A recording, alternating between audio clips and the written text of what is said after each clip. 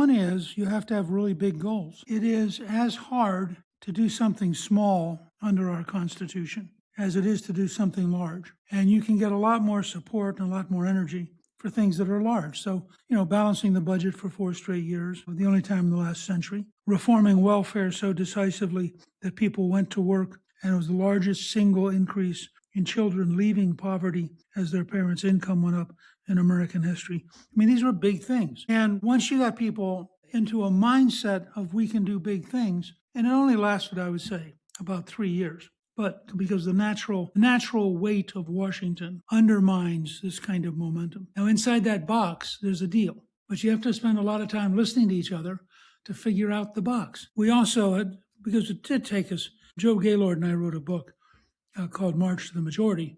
We spent 16 years growing the majority. 16 years. We were trying every 2 years, and we were getting defeated every 2 years.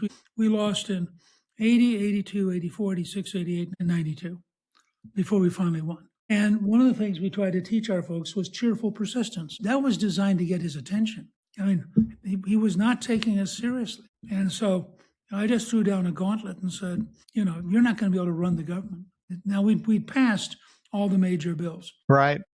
So we were down to the Interior Department and the Park Service and, 3 or 4 other things. And that was by design. And then we deliberately went into a knockdown, drag-out fight. And what we were doing was so popular because people, they were sick of the welfare system.